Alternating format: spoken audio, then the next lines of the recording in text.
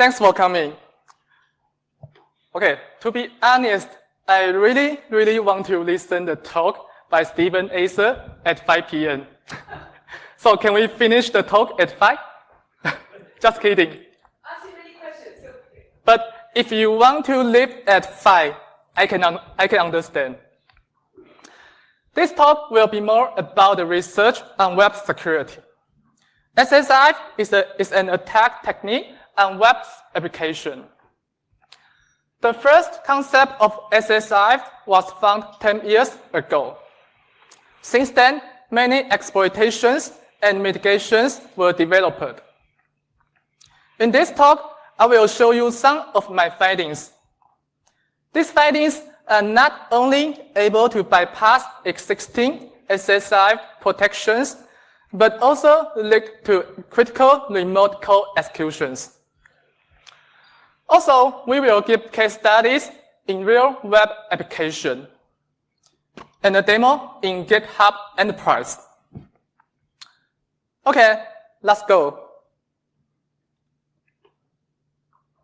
Hi, again, I'm Orange from Taiwan. Taiwan is a country in Asia, and we speak Mandarin Chinese.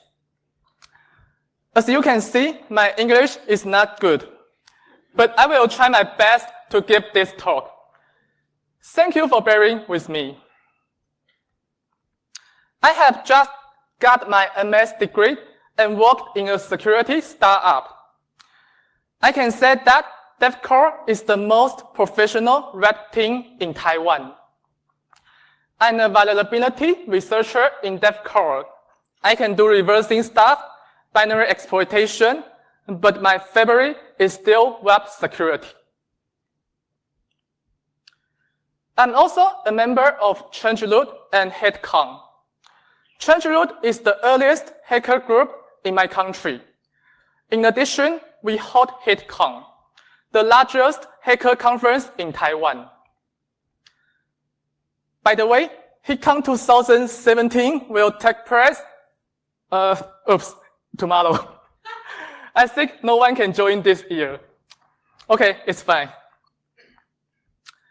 Here is a brief introduction of myself. I'm a speaker, CTF player, and a bug bounty hunter. In web security, I love server-side vulnerability more than client-side. To take control of a server is more fun for me. So, I love remote code execution in particular. And you can see what vendors I report RCE to: Facebook, GitHub, Apple, Uber, and so on. Someone told me always put cats in your slides so that you can catch all the eyes and never fail your talk. Nobody has cats, right? This is our agenda today. Our goal is to make SSRF great again. First, I will introduce SSRF and start with some quick fun examples. Next, I will talk about my findings in both an attack surface on SSRF bypass and a new attack vector in protocol smuggling that enhances the existing SSRF. By combining these, we can achieve more advanced exploitations or compromise the server. Of course, we will have case studies and demo. Okay, what is SSRF? I know this is a hacker conference, so I don't need to talk about lots of trivial introductions. I suppose you all know what SSRF is. SSRF, in a word, it can bypass the firewall and touch your intranet.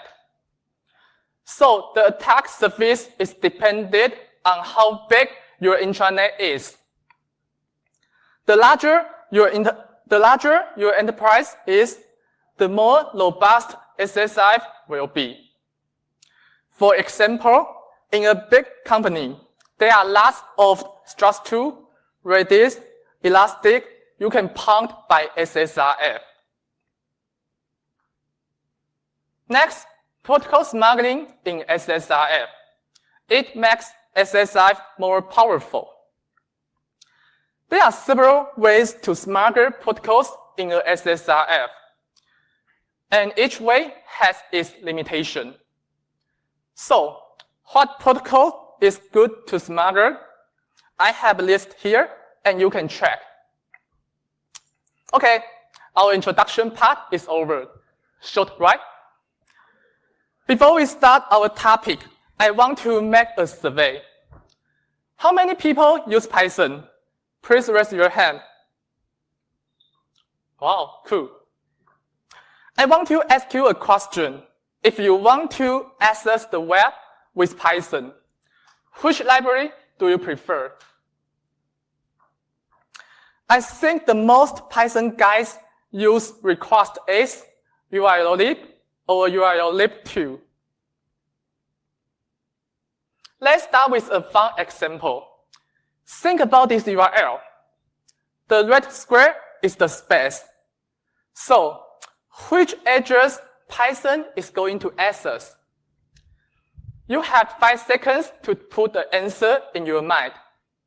1, 2, 3, 4, 5. Okay. Here is the answer. Actually, even Python's built-in libraries treat the same URL differently. URLlib access the blue part, and the URLlib2 access the orange part. The green part is request-asm. It sounds crazy.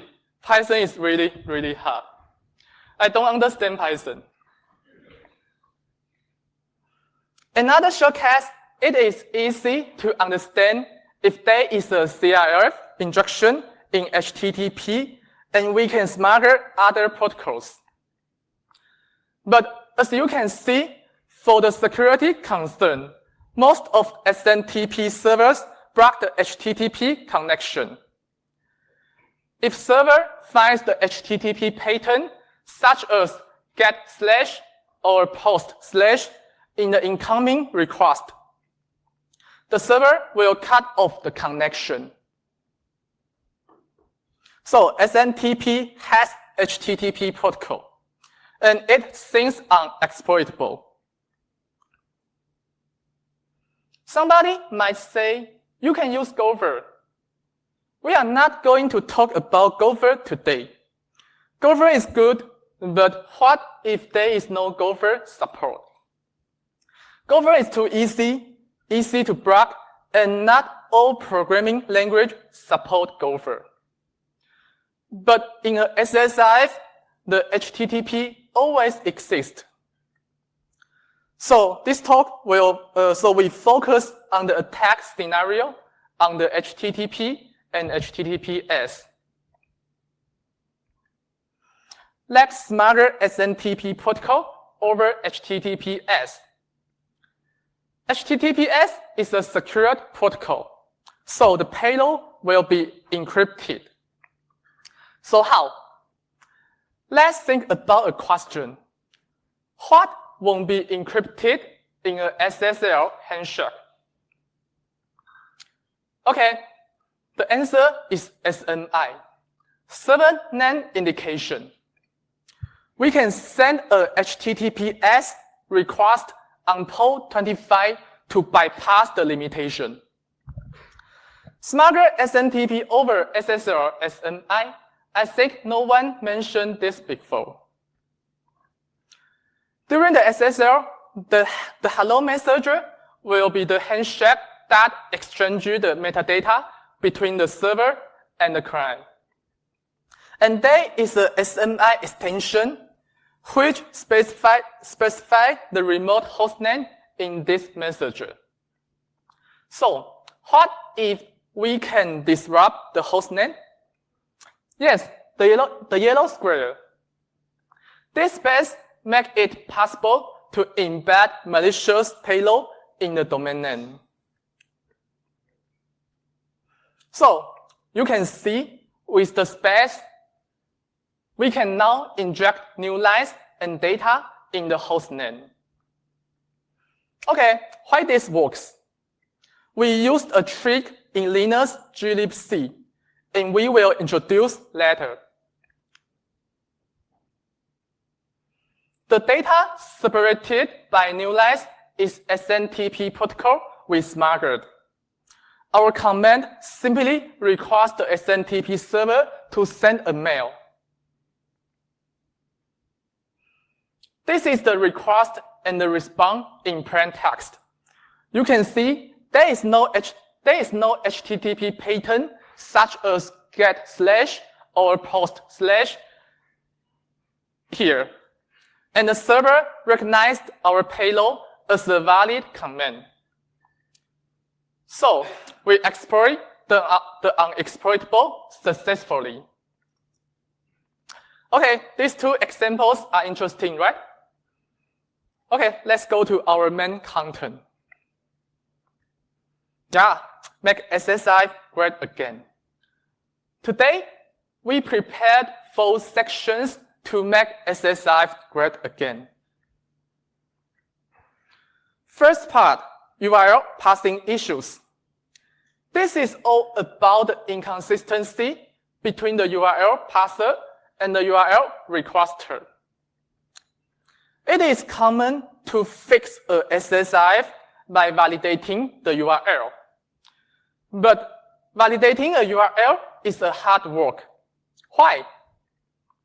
The spec of URL is defined in RFC 3986, but only spec without implementation guidelines. Hot WG is a community trying to define a modern implementation based on RFC. But in fact, programming language still prefer their own implementation mode. So there are lots of mistakes on URL parsers. How RFC define the URL? This is the URL components defined in RFC 3986. There are totally 5 parts: string, authority, path, query, and fragments. And this is what we will cover today: the string, authority, and path. For the string, we only care about a tag scenario on the HTTP and HTTPS. For the authority and path, they are too complex to understand, so we will take a look later. Finally, as the query and fragment, I don't care. This is the big picture of problems we will mention today. We classify the URL parsing issues into 3 types: poll injection, host injection, and path injection. So does protocol smuggling.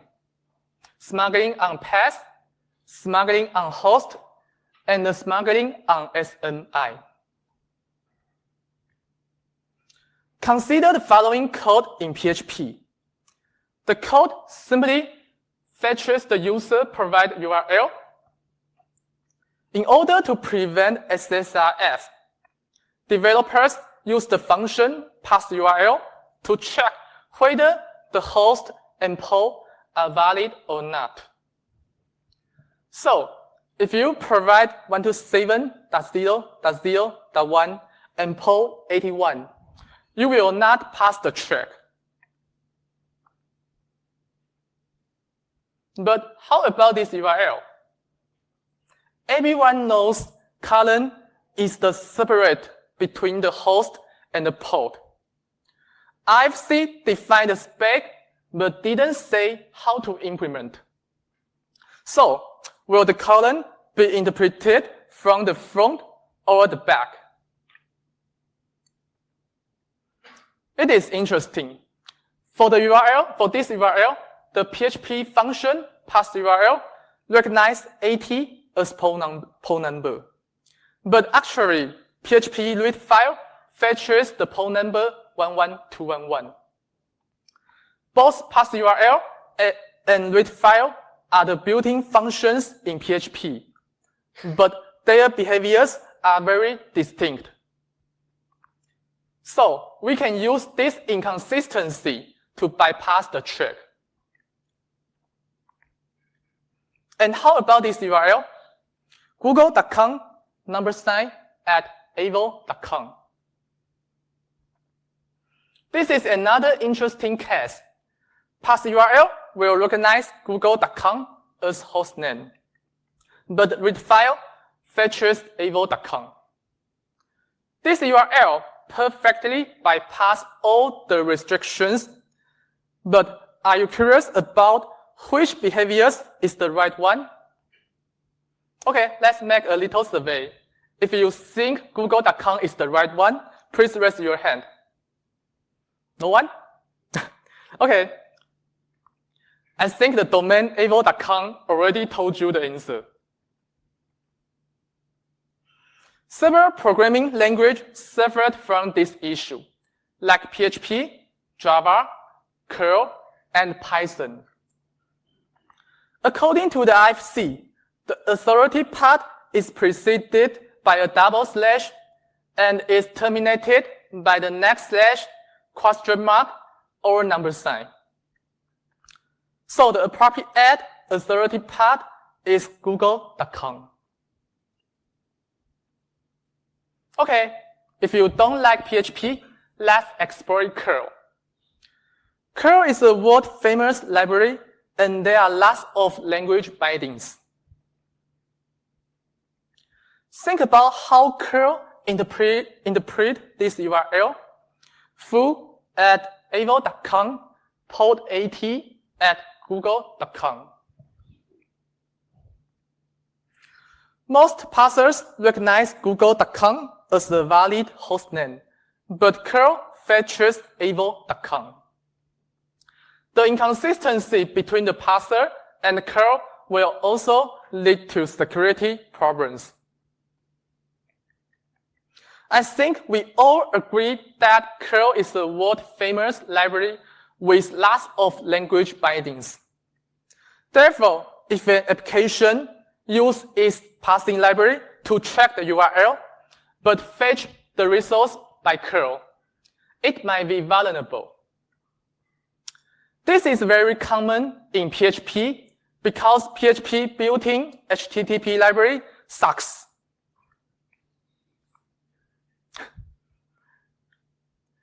After I find this problem, I quickly report to the Curl security team, and their reply is in no time. But while checking the patch, I find we can simply bypass the patch by an additional space. This is not the fault of Curl. This also uses a feature in Linux glibc, and we will talk about later. However, I think Curl can be more strict, so I report again. But this time, Curl team replied, Curl doesn't verify that the URL is 100% syntactically correct. It is instead documented to work with URL and assume that you pass correct input.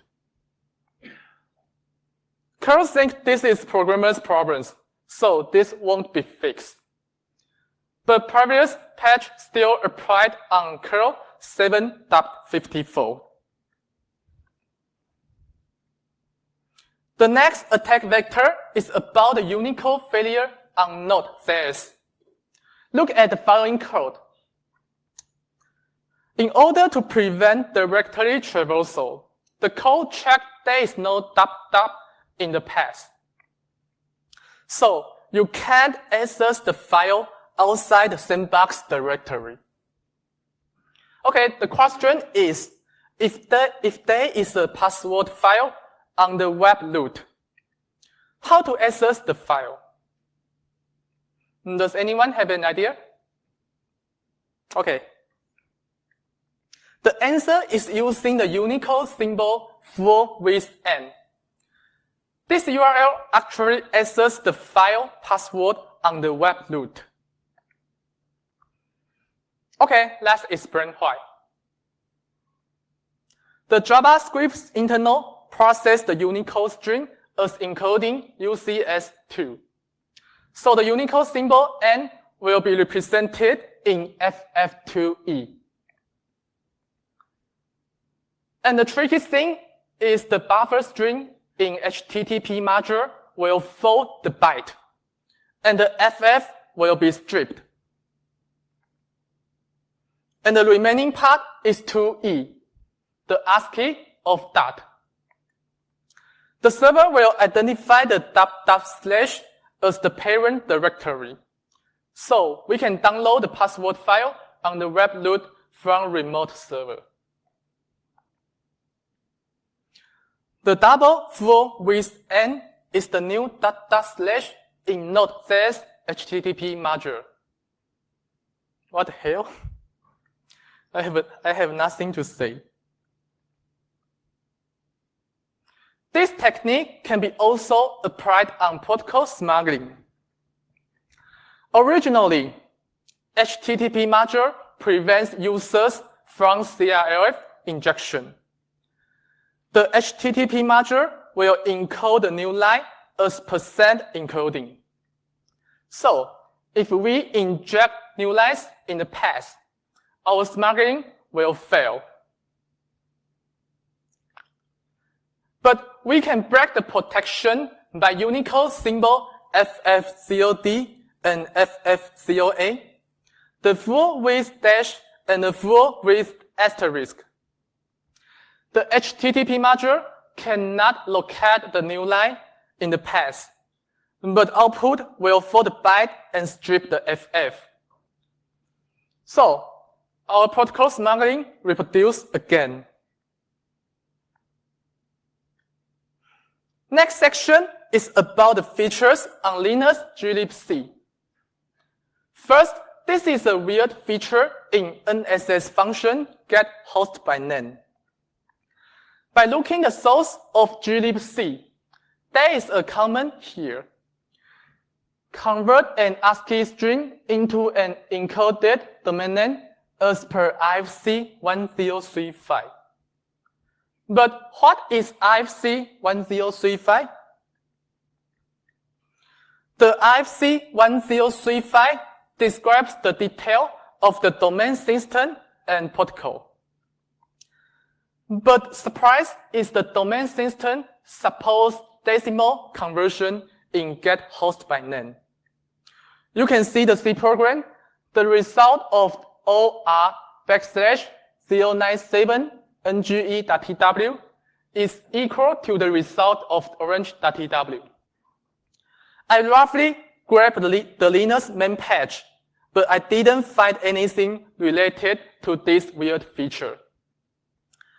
I think this may be useful when bypassing some blacklist protections.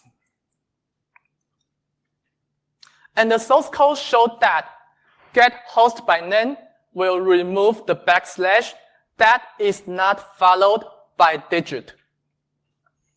This is also a good way to obfuscate your domain name with lots of backslashes.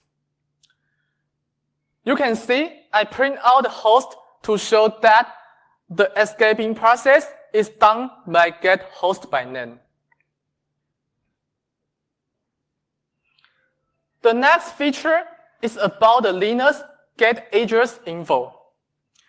GetAddressInfo will strip traveling rubbish followed by a valid IP format and the white space. You can see the C program. The domain 127.0.0.1 space FOO is valid and returned 127.0.0.1. GetAddressInfo is a very fundamental function in Linux. So, for example, the function getHostByName in Python circuit module relied on Linux getAddressInfo. So, the CRF FOO in the domain name will be removed. This makes it possible to do more complex attacks based on the polluted domain name. Okay, let's talk about how to exploit NSS features on URL parsers. URL parsers might recognize all the authority part as hostname, but HTTP requesters still fetch 127.0.0.1. The %2509 is a special one and need more explanations. Why double encoding works? After digging the source, we find that libraries such as Perl decode the URL twice. So these patterns are useful when breaking some subdomain checks. Next, exploit NSS features on protocol smuggling. Also, first, why this works? This is because that HTTP protocol 1.1 required a host header. And most of libraries embed hostname into HTTP request. So the idea is, if we can inject new line in the hostname, we have the ability to smuggle protocols in HTTP. For example, the data with new lines in the hostname will be recognized as a valid Redis command. You can see we smuggle the sled of command over the HTTP protocol. By the way, the sled of is a nice command that you can make outbound traffic. This is useful when you are facing some blind SSRF. SMI injection is also the same idea. During the SSL, the SMI extension will embed hostname in the hello messenger. So, if we inject new lines in the hostname, we can find out the command in the encrypted messenger.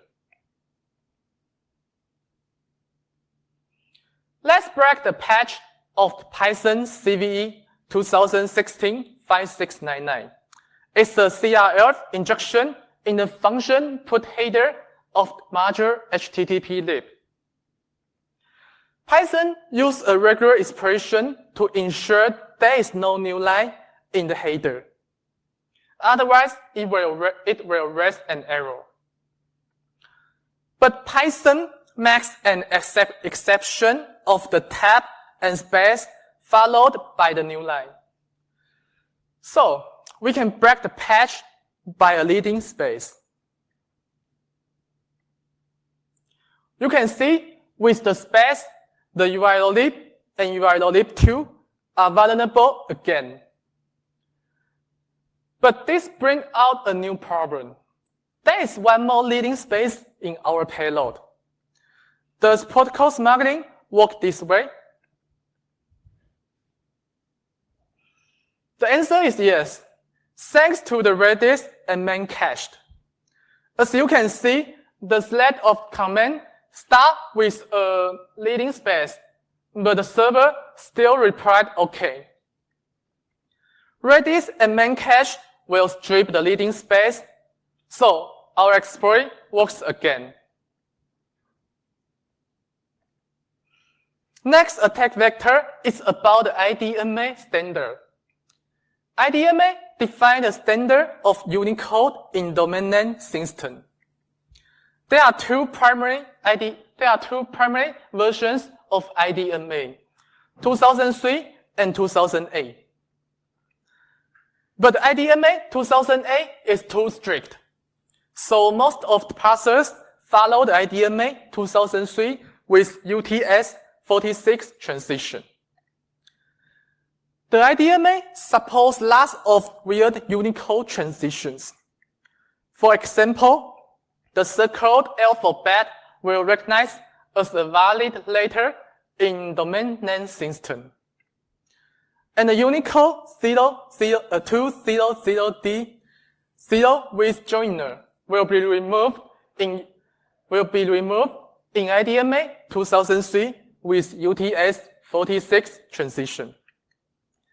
So, if the parser and the request adopt different IDMA standard, it might be a security concern.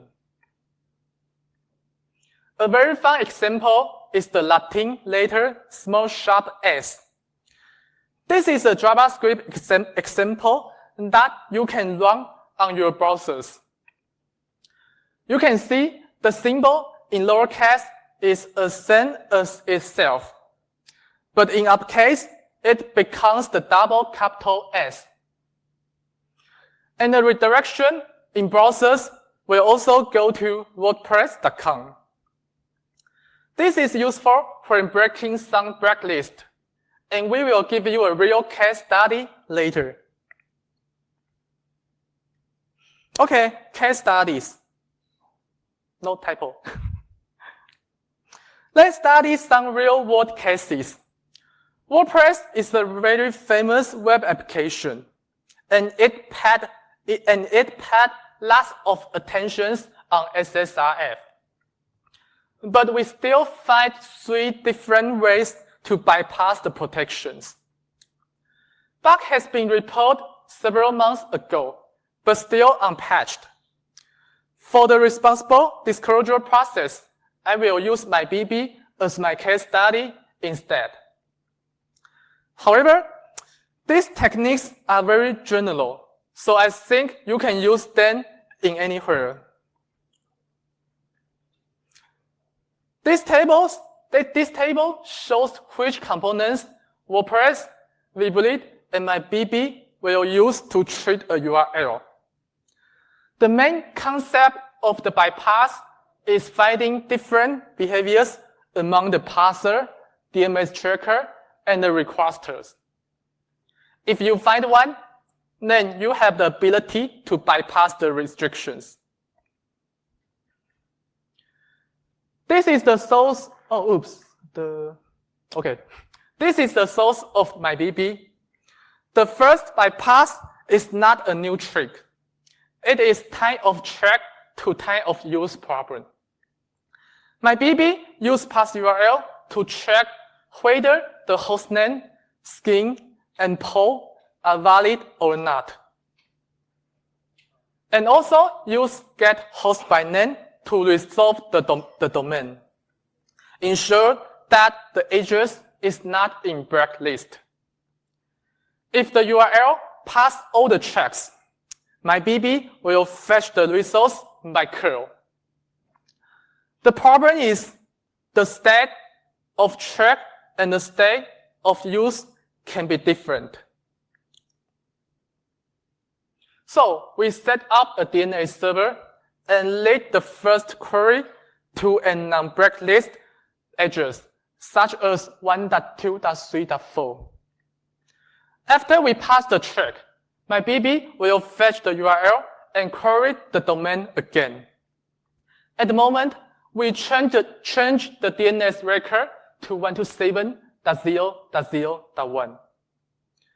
The state in check is 1.2.3.4, but the state in use is 127.0.0.1, so that we can bypass the protection. The next bypass is about the support of IDMA standard. Curl is a very intelligent library which can automatically convert the global domain name to an IP address. But PHP get host by name can't. This inconsistency also leads to SSRF bypass. You can see for the URL, get host by name will return false and pass the check.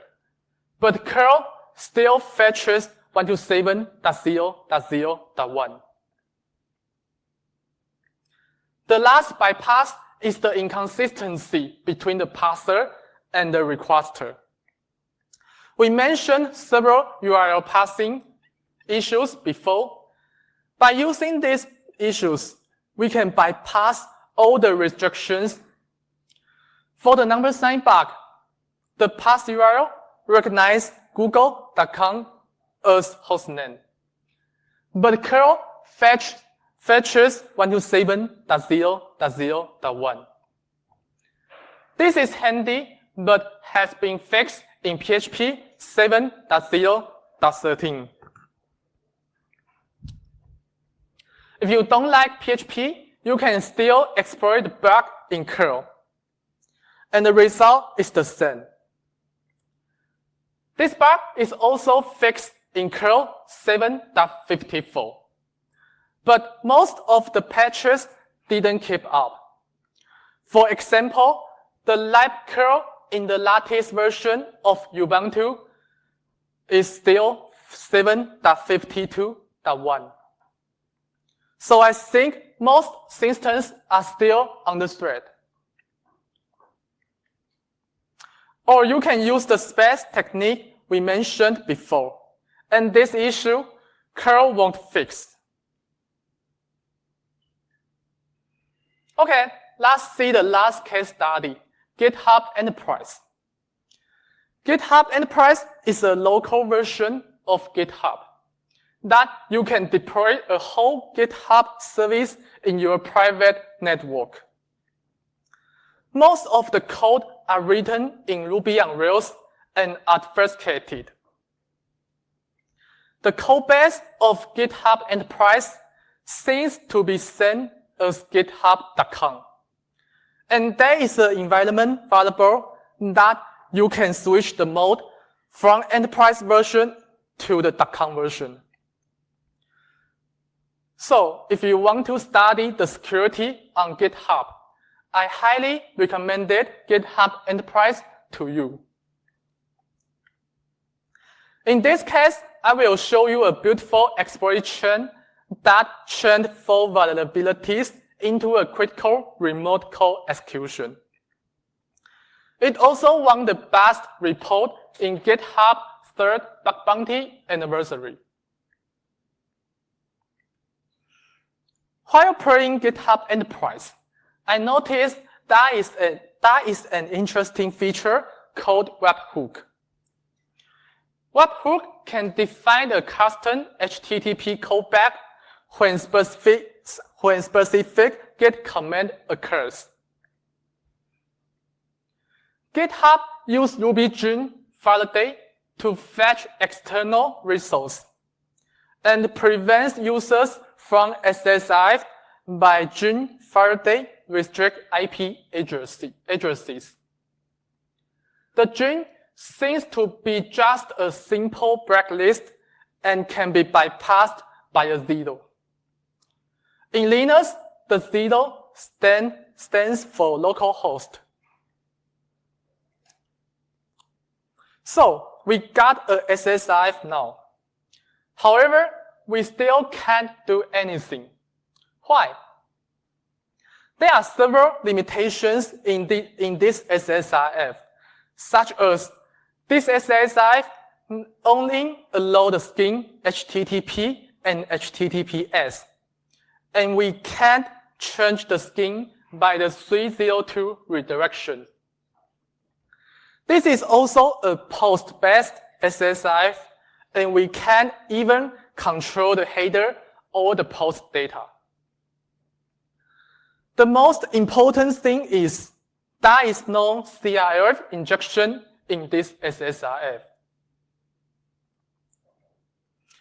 Okay, we have a SSRF, but with lots of limitations. My next idea is there any service we can leverage? It is a bit work. There are several services inside, and each service based on different language implementation, like C, C++, Go, and Python. With a couple of days digging, I find there is a service called Graphite on port 8000. Graphite is a highly scalable and real-time graphing system. Of course, we find another SSRF here. The second SSRF is simple. Graphite just fetch the URL from the get parameter.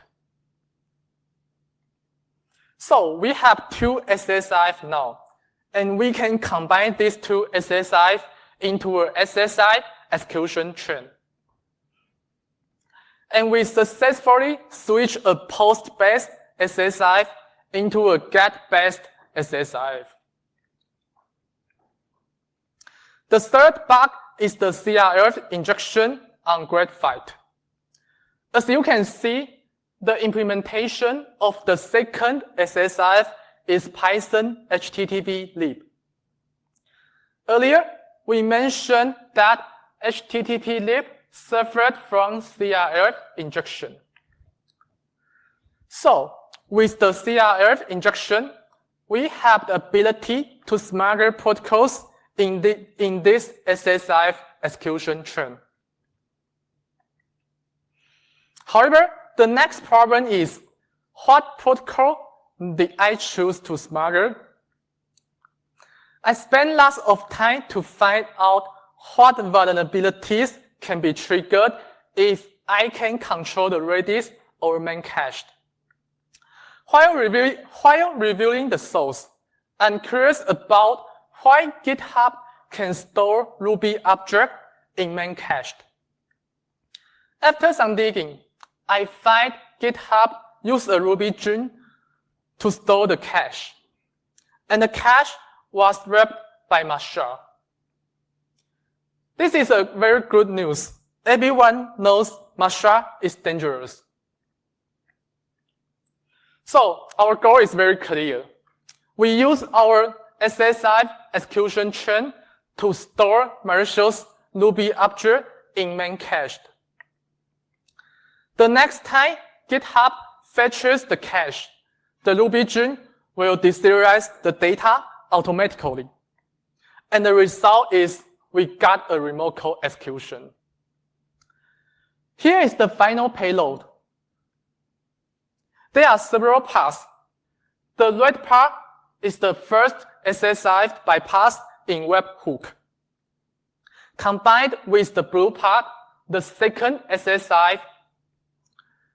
The yellow is the main cache protocol we smuggled. And the final dark blue part is our malicious Ruby object.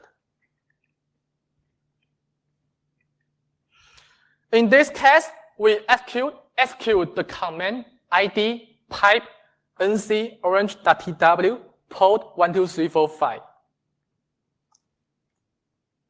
In this case, I wrote $12,500 from GitHub. I think this is a very practical case about the SSRF execution chain and protocol smuggling in the world. Okay, let's watch the demo video, Remote Code Execution on GitHub Enterprise.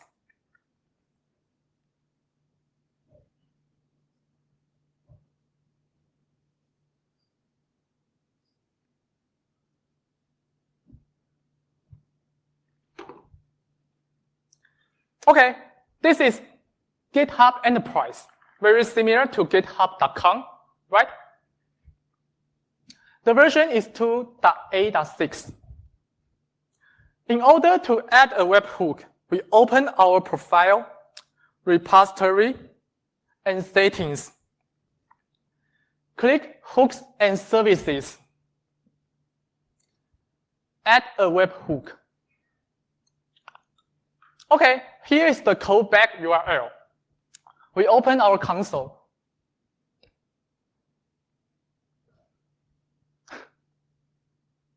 Okay, list the exploit file. And run the exploit.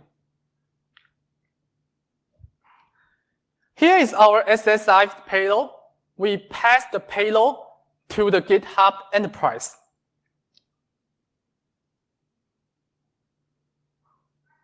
Okay, when we submit the form, the SSRF execution chain will insert a malicious data to the main cache. Okay, we listen a port on 12345 and wait the command back. The final step is to trigger the deserialization. We can search a keyword to trigger the RCE.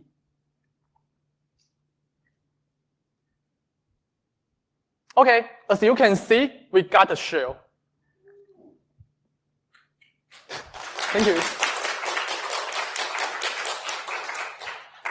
So, with the SSRF execution chain and the protocol smuggling over the main cache, we can execute arbitrary system command on remote server.